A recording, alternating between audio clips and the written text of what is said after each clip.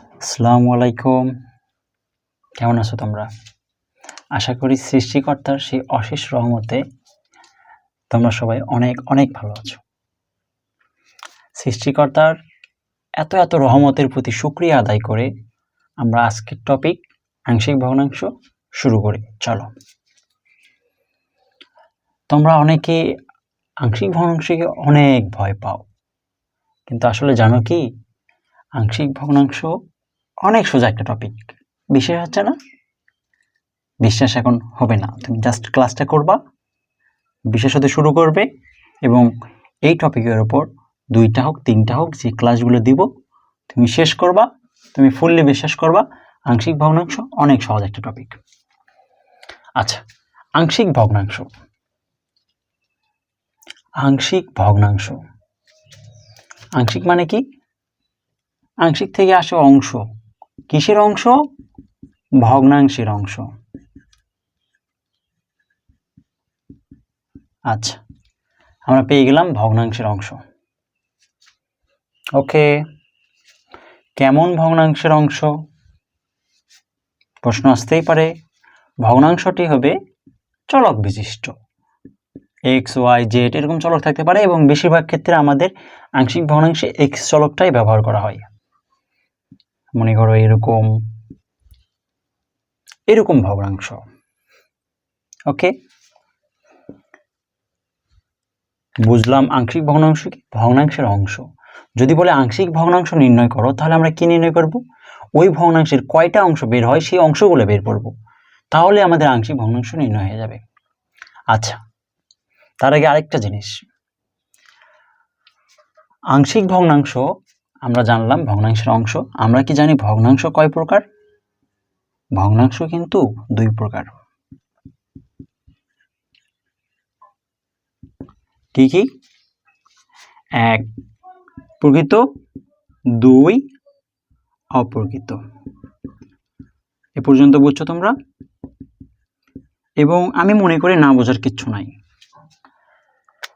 আংশিক ভগ্নাংশ মানে কি? ভগ্নাংশের অংশ। ভগ্নাংশ কয় প্রকার? 2 প্রকার। কি ধরনের ভগ্নাংশ? চলক বিশিষ্ট ভগ্নাংশ, যেখানে এক্স ওয়াই জেড থাকতে পারে। ভগ্নাংশ 2 প্রকার। কি কি? প্রকৃত ভগ্নাংশ, অপ্রকৃত ভগ্নাংশ। আচ্ছা শোনো, আমরা যে আংশিক ভগ্নাংশ বের করব, এই 2 প্রকারের ক্ষেত্রেই কি আংশিক ভগ্নাংশ প্রযোজ্য হয়? প্রকৃত ভগ্নাংশ থাকলেও কি আমরা আংশিক ভগ্নাংশ বের করব যে রুলসে, সেই রুলস অনুযায়ী? অপ্রকৃত ভগ্নাংশ থাকলেও কি আমরা আংশিক ভগ্নাংশের যে একটা আমাদের রুলস আছে, সেই রুলস অনুযায়ী কি আমরা করব কিনা? দেখো, জাস্ট তোমরা দেখো, বোঝার চেষ্টা করো। এই সাধারণত তোমার হচ্ছে প্রকৃত ভগ্নাংশের ক্ষেত্রে আংশিক ভগ্নাংশের রুলস প্রযোজ্য হয়। আংশিক ভগ্নাংশের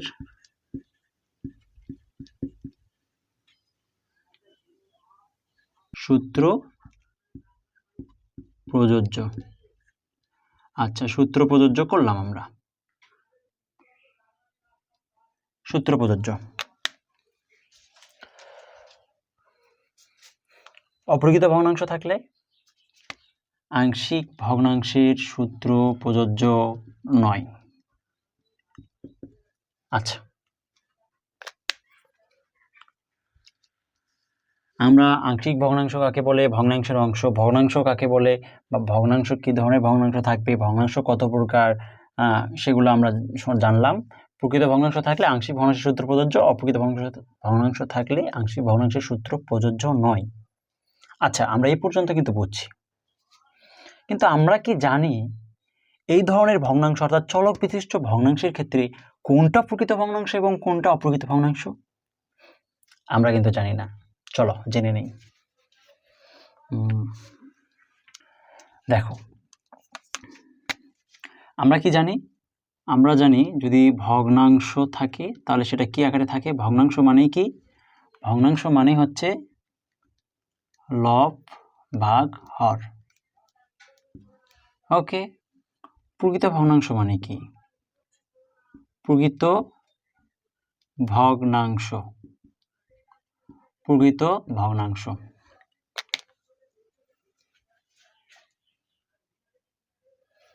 আচ্ছা, প্রকৃত ভগ্নাংশের ক্ষেত্রে লব ভাগ হর, মানে সব ভগ্নাংশের ক্ষেত্রে তো লব ভাগ হর, কিন্তু লবটা থাকবে ছোট, হর থাকবে বড়। আচ্ছা, অপ্রকৃত ভগ্নাংশের ক্ষেত্রে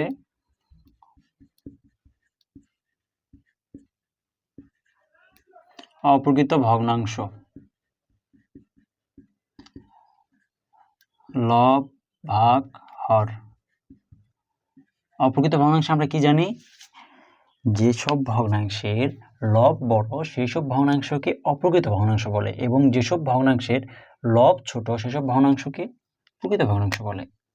তাহলে লব যদি বড় হয় তাহলে অপ্রকৃত ভগ্নাংশ, কার চেয়ে বড়, হরের চেয়ে বড়। আচ্ছা, আমরা এই পর্যন্ত জানি, কিন্তু যদি চলক বিশিষ্ট ভগ্নাংশ হয়, চলক বিশিষ্ট ভগ্নাংশের ক্ষেত্রে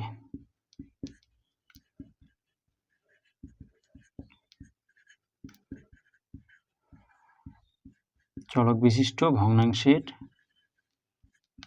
ক্ষেত্রে, আচ্ছা আমরা উদাহরণ দিই। এটা যেহেতু লব ছোট, তাহলে মনে করো 3/4, 2/3, যেহেতু লব বড় 4/3, 5/2, এরকম। এগুলো হচ্ছে অপ্রকৃত ভগ্নাংশ, এগুলো প্রকৃত ভগ্নাংশ।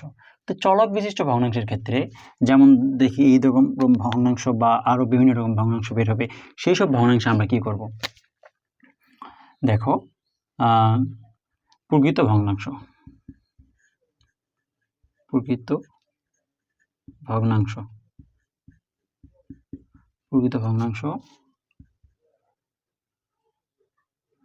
লব ভাগ হর। লবের চলকের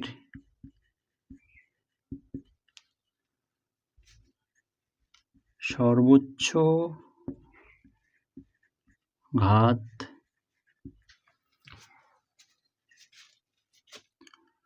লেস দেন হরের চলকের সর্বোচ্চ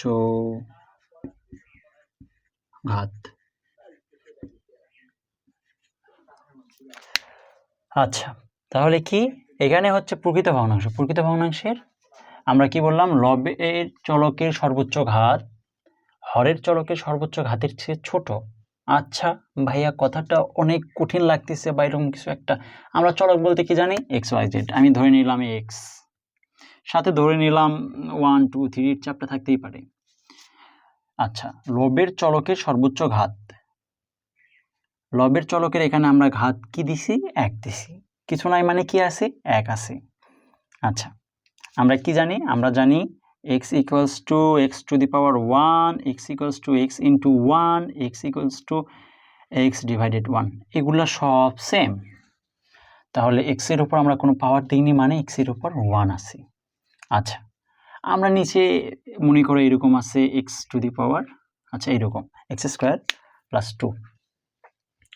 তাহলে কি হয়েছে দেখো, লবের চলক কোনটা, x, চলকের ঘাত কি, ঘাত মানে কি পাওয়ার, পাওয়ার বলতে ঘাত মানে কি, ঘাড়ে যে বসে আছে, ঘাড়ে কে বসে আছে, ঘাড়ে বসে আছে 1, এর ঘাড়ে কি বসে আছে 2, তাহলে 1 বড় না 2 বড়, 2 বড়, 2 বড়, হ্যাঁ 2 কিসের চলক, হরের চলক, তাহলে হরের চলকের ঘাত বড়।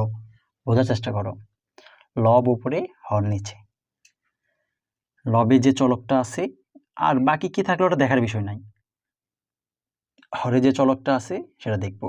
লবের চলকের ঘাড়ে যে বসে আছে অর্থাৎ ঘাত, লবের চলকের ঘাত বড় না হরের চলকের ঘাত বড়, যদি লবের চলকের ঘাত ছোট হয় হরের চলকের ঘাত বড় হয়, তাহলে এটা কি, মানে লব ছোট, লবের চলকের ঘাত ছোট মানে লব ছোট, লব ছোট মানে কি প্রকৃত ভগ্নাংশ, তাহলে এটা প্রকৃত ভগ্নাংশ। আচ্ছা,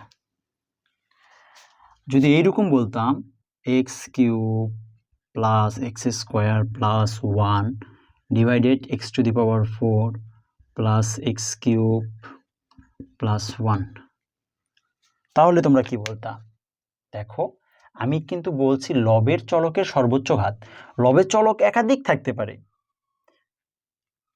কিন্তু এখানে আমার দেখতে হবে কোন চলকের ঘাতটা বড়, শুধু সেই চলকটা নেব, সেটা নিয়ে বিবেচনা করব। দেখো এখানে দুইটা চলক আছে, এখানটাও এক্স এটাও এক্স, দুটাই চলক। দুটা চলকের মধ্যে কোনটা বড়? এটা বড়, তাহলে এটা নিব। লবে তাহলে কি আছে? লবের চলকের ঘাত কত? 3। হরে কয়টা চলক আছে? দুইটা চলক আছে। দুইটা চলকের মধ্যে কোনটার ঘাত বড়? এটার ঘাত বড়। কত? 4। তাহলে লবের ঘাত বড় না হরের ঘাত বড়? হরের ঘাত বড়। হরের ঘাত বড় মানে কি? প্রকৃত ভগ্নাংশ। তাহলে এটা প্রকৃত ভগ্নাংশ। ওকে, আমরা এখন অপ্রকৃত ভগ্নাংশে যাব।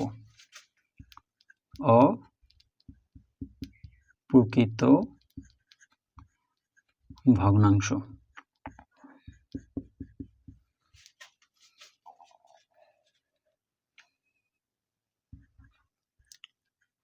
লব ভাগ হর, লবের চলকের সর্বোচ্চ ঘাত হরের চলকের সর্বোচ্চ ঘাত।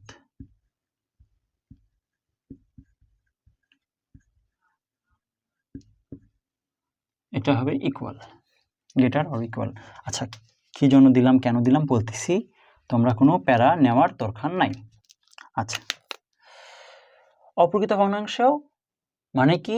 লব ছোট না লব বড়? কোনটা? অপ্রকৃত ভগ্নাংশের লব ছোট হয় না লব বড় হয়? দেখো, অপ্রকৃত ভগ্নাংশ লব বড়। তাহলে অপ্রকৃত ভগ্নাংশ এটা কি? চলক বিশিষ্ট। তাহলে চলকের কি বড় হবে? চলকের ঘাত বড়। ঘাত মানে কি? ঘাড়ে যে আছে, মাইন্ড ইট। তাহলে লবের চলকের ঘাত হবে বড়, হরের চলকের ঘাত হবে ছোট। এটা থেকে আমরা বুঝতেছি। আচ্ছা, কিন্তু চলক বিশিষ্টের ক্ষেত্রে একটা এক্সেপশন আছে। এক্সেপশন বলতে ব্যতিক্রম আছে। ব্যতিক্রমটা হচ্ছে, যদি লবের চলকের যে ঘাতটা এবং হরের চলকের যে ঘাতটা দুটাই যদি সমান হয়ে যায়, তাহলেও সেটা অপ্রকৃত ভগ্নাংশের মধ্যে পড়বে। আচ্ছা, আমি একটা উদাহরণ দিই। যেহেতু লবের চলকটা বড় হতে হবে, তাহলে আমরা লবের চলক এরকম রাখলাম। এটা অপ্রকৃত ভগ্নাংশের উদাহরণ। তারপরে অপ্রকৃত ভগ্নাংশ, অপ্রকৃত ভগ্নাংশ। দেখো, এই চলকের ঘাত আর এই চলকের ঘাত সমান। লবের চলকের ঘাত হরের চলকের ঘাত দুইটা সমান। গ্রেটার অর ইকুয়াল মানে কি? গ্রেটার অর ইকুয়াল মানে কি? মানে যদি বড় হয় তাহলে লব বড় হবে এবং লব ও হর সমানও হতে পারে। এটা এই চিহ্ন মানে সমানও হতে পারে। তাহলে সমানও হতে পারে। বড় হলে কি বড় হবে? লব বড় হবে। লবের কি বড় হবে? ঘাত বড় হবে। ঘাত। তাহলে এখানে লবের ঘাত বড় মানে অপ্রকৃত ভগ্নাংশ, লবের ঘাত বড় মানে অপ্রকৃত ভগ্নাংশ।